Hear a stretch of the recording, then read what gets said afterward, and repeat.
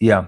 Now I want to show you something here that we're going to go back a little bit in time. And basically, I'm going to show you my first, what I created, my first sort of model, if you will. But there's a bigger point behind all this. When I first started doing this, I really started looking into verifying, if you will, or qualifying the O'Neill work. And prior to the O'Neill work was the Love's work, super performance stocks. And that sort of, O'Neill carried Love's work forward, and I carried O'Neill's work forward. But I wanted to, take a look with my own eyes and with my own computers and see, if all these observations before me were still working in a current modern time frame. So I started looking at the biggest winning stocks and doing this factor model, going back and basically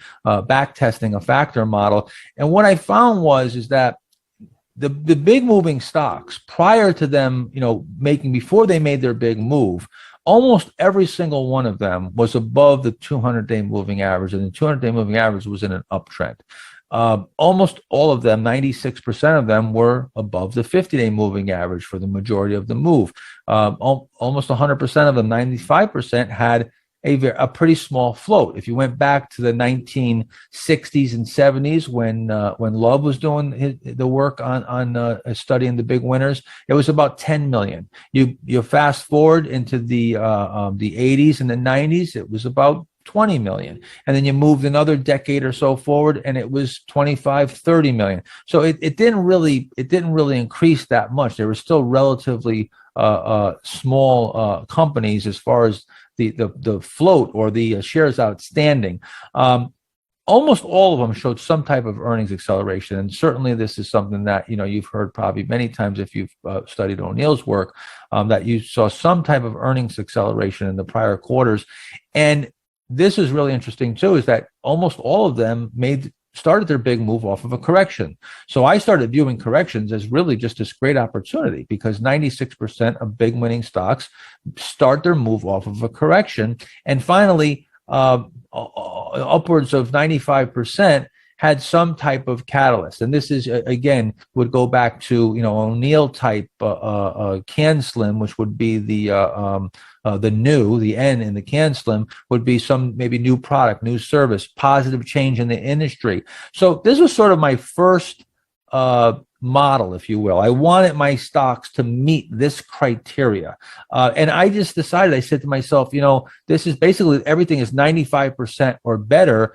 I called it the 95% club, because I wanted to have the highest probability of being in a big winner. So I said, I don't want to be in the 5% club. If 99% of stocks are above their 200-day, well, that means if I go into stocks that are not above their 200-day, I'm in the 1% probability, right? So this is how this all began for me. And I started building around all these probabilities and built what you're going to now see over the coming days of putting all the probabilities into your favor and really, putting the best odds of finding stocks that not only make big moves, that are these big moves, but also velocity moves, where they may be shorter in time frame, but very quick moves that you can compound very rapidly. The other thing that was interesting is that 70% of the biggest winning stocks already had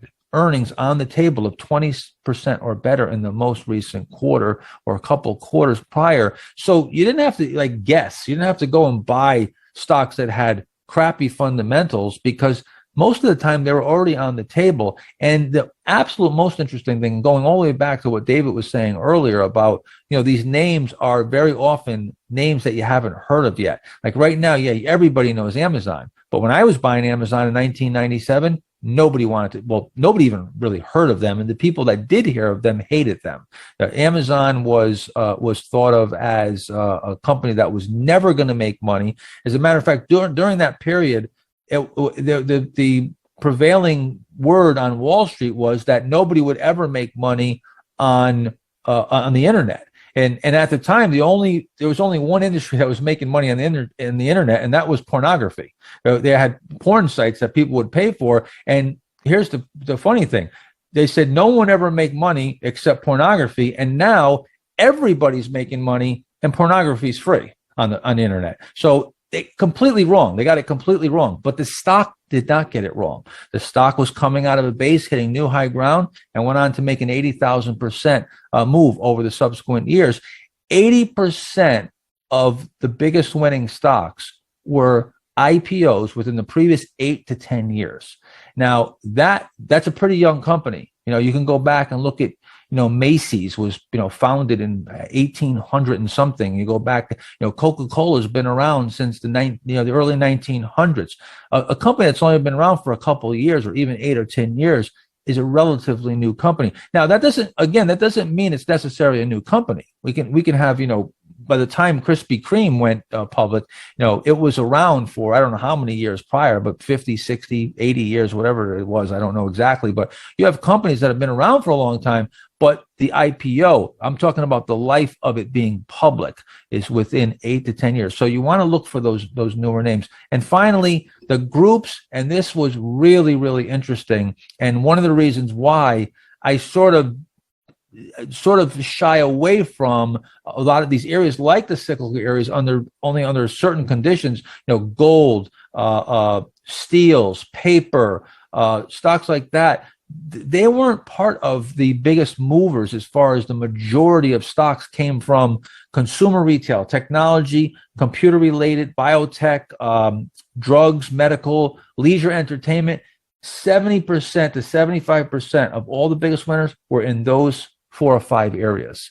So again, when you go outside these areas, you start going into, what I call, the 5% club, or even if it's the 20% club, you'd rather be in the 80% club, right? So again, we're going to talk about all this. We're going to keep moving forward. I don't know, Dave, if you have anything to share about this data, because you were instrumental in actually coming up with, the CanSlim strategy and popularizing it and going around the country doing seminars.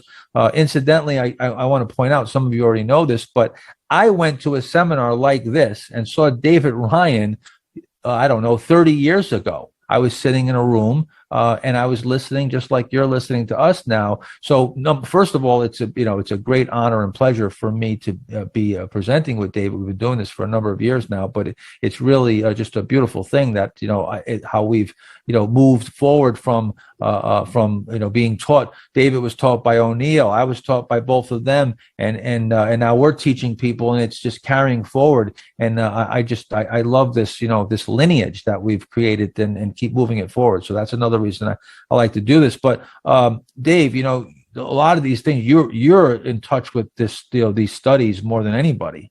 Yeah, and I would just add that, as it says, there is nothing new under the sun. And these same characteristics that we're going to be talking about have existed, as you mentioned. There's examples from the railroads in the 1890s.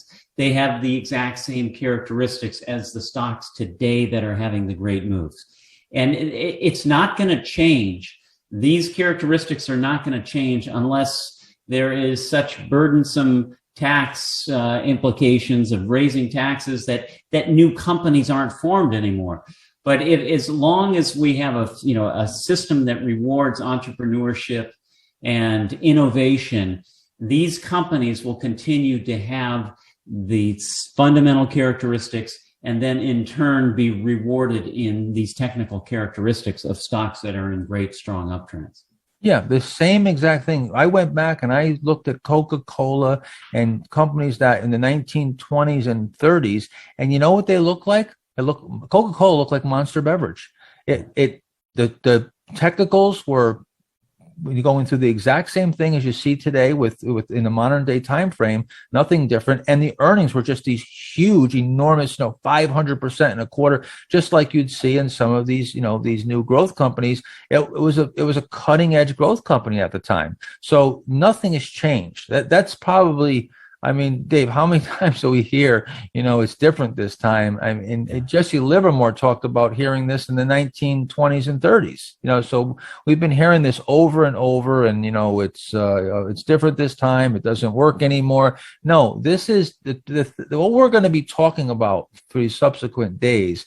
It are all timeless principles. Nothing is going to change. Nothing has changed. All the technicals, all the fundamentals, everything what we're going to show you is timeless. It'll still be working many decades and centuries after we're gone, and it's been working, decades and a century before us.